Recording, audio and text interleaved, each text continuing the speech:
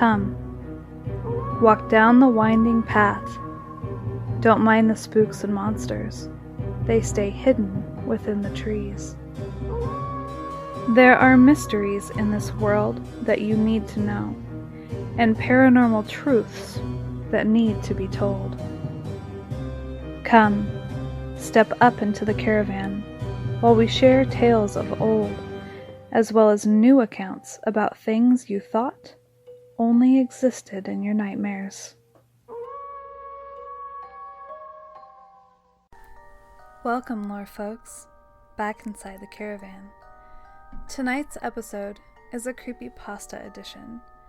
One of my favorite pastimes is reading scary stories, so I thought, instead of interviewing or discussion, maybe I could share a couple stories.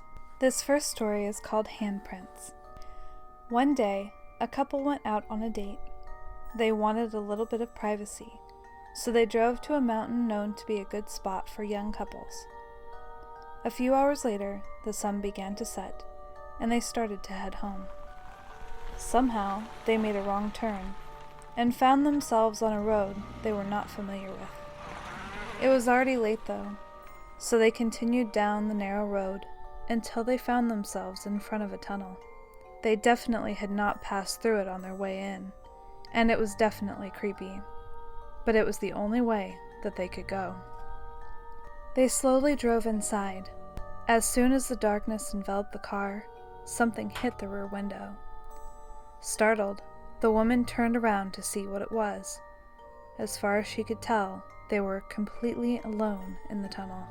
Her boyfriend sped up in an attempt to get out of the tunnel faster. It sounded like dozens of things were hitting the car from all directions. The man pushed harder on the gas pedal. They both wanted to get somewhere with people as soon as possible. The tunnel ended after what seemed like an eternity, and shortly thereafter they found their way to a small gas station. The two got out of their car and felt relief as they stood under the bright lights. They were getting ready to get back in the car when the woman noticed that there were handprints all over the windows. They were in all sizes. There was barely an inch of space on the glass that wasn't covered in handprints. Shaken, they asked the attendant to clean the windows for them. The two sat back down in the car and watched as the man quickly got to work on cleaning the windows. As he wiped and scrubbed, the two felt a cold fear creep up their spines. He continued scrubbing all the same. But when he finished all of the windows, he cocked his head to the side and walked up to the driver's side window and knocked lightly. "I'm sorry, but these handprints are on the inside." The next story hits a little close to home, as I had a similar experience when I was in high school. Reddit user Peach Skylines was the occasional babysitter of a 2-year-old boy. They had been warned that the boy would sometimes seem to hold conversations with his grandpa, who had passed away before the boy was born. Given that, they were prepared to expect a few creepy things during the evening, but this went above and beyond. That night, the boy pointed to an empty wall and simply said, "Grandpa." He then gripped the chair he was sitting in and began to chatter his teeth uncontrollably. Understandably freaked out, Peach Skylines decided to put the boy to bed. On the way to his upstairs bedroom, they realized that the front door was for some reason unlocked. They locked it, jiggled the door to confirm that it had locked, then went upstairs to tuck the boy in. 20 minutes later, once the kid was asleep, they went back downstairs and saw the front door was inexplicably unlocked again. They checked the house for an intruder, but found no one, and spent the rest of the night waiting on the edge of terror for their parents to arrive home. Needless to say, they thought twice before agreeing to sit for that family again. And here's a scary story that actually sent chills up my spine. It was a couple months ago, and my friend's cousin, who happens to be a single mother, she bought a new smartphone. Of course, after work, she came home and placed her phone on the counter and went to go watch some TV. Her son, who happened to be very young, came to her and asked if he could play with her new phone. She told him don't call anybody or text message anybody, and of course he agreed. It was around 11:20 p.m. and she was getting kind of tired and drowsy, so she decided to go to her son's room and tuck him into bed. She walked to his room and saw that he wasn't there. She ran over to her room to find him sleeping on her bed with the phone in his hand. Of course, she was relieved, and she picked her phone back up from his hand to inspect it. Of course, browsing through it, she noticed only some minor changes, such as a new background wallpaper and banner, etc. But then she opened up the saved pictures, and she began deleting the pictures that he had taken, until only one new picture had remained. When she first saw it, she was in total disbelief. It happened to be her son, sleeping on her bed, but the picture was taken by somebody above him, and it showed half of an elderly woman's face. The Rocking Horse. One night when I was maybe 10 or 12, I had trouble falling asleep. My bedroom was the entire top floor of our house, with my bed and such being on the left side and storage closets and play area being on the right. I was laying in bed when I heard a noise from the other side of the room and see a rocking horse begin to rock. It was sitting just outside one of the storage closet doors. It proceeded to rock its way halfway across the room and stopped dead under the ceiling light. At this point, I was freaking out, and I just buried my head under the blankets and never peeked out again until morning. It was all confirmed. It was not a dream, as the rocking horse was still in the middle of my room when I woke up. Furthermore, I got a stern reprimand from my parents for being up and out of bed playing with my toys well past my bedtime. Their bedroom was directly below the storage closet play area, and they heard the creaking of the rocking horse shuffling across the room. The grandfather. My grandfather told me this story about how one time he was sitting on a chair in front of the house when he heard his wife repeatedly calling him from inside the house.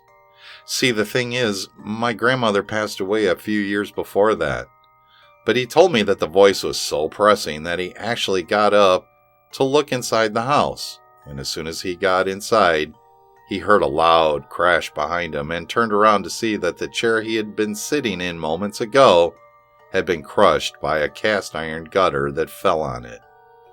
If he hadn't come inside the house, he would have probably been seriously injured or killed.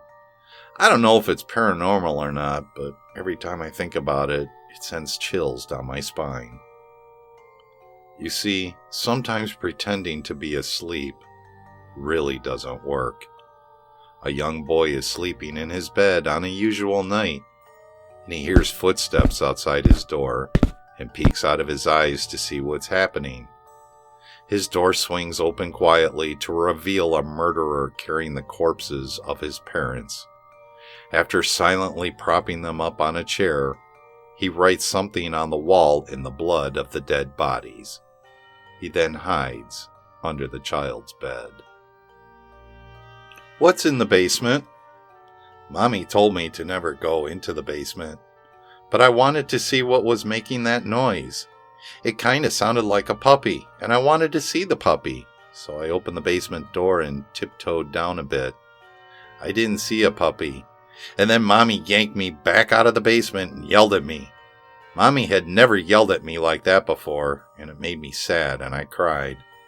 Then Mommy told me to never go into the basement again. She gave me a cookie.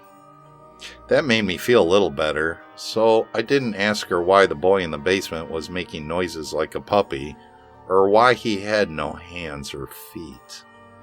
The museum.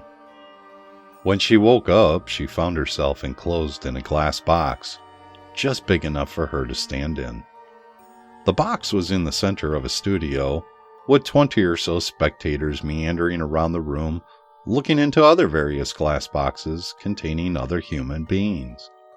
She cupped her hands against the glass and stuck her face against them and squinted to view a human inside the glass box not far from her, and he hung there naked from a rope attached to the top of the box, was blatantly dead. She looked down and saw a small sign on the bottom of the box that read, "Death by lynching." "Such a magnificent art piece," she heard a spectator viewing the box say. She looked around the room and other various glass boxes containing humans. One was overrun with rats gnawing flesh. One cadaver floated in water, and one was hard to spot from the gas that filled the box. The panic finally sank in, and she began to bang on her glass box, but only one guest just looked and turned away uninterested. She stopped banging when a spectator walked up to the box and stared at her the way a tourist stares at the Mona Lisa. The spectator looked down at the sign attached to her glass box, and she overheard them say, "Death by starvation."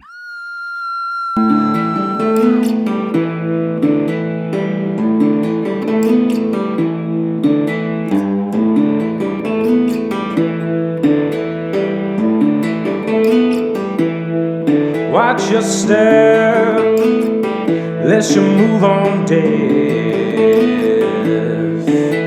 It lay there cold, eating underneath your last breath.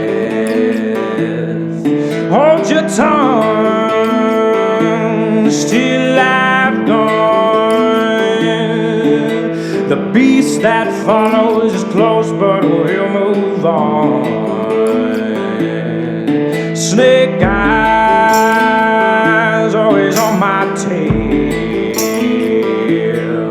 Snake eyes always up ahead.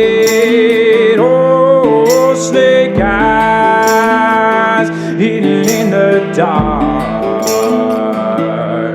Snake eyes better catch a spark.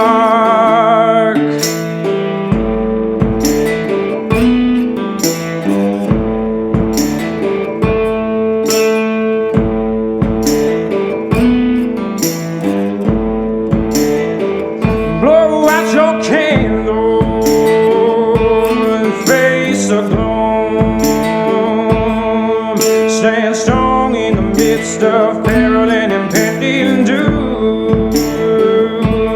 Will you fight or run and hide? When the storm winds blow, will you have the strength to turn the tide? Snake eyes always on my tail. Snake eyes always up ahead. Oh, snake eyes hidden in the dark. Snake eyes better catch a spark.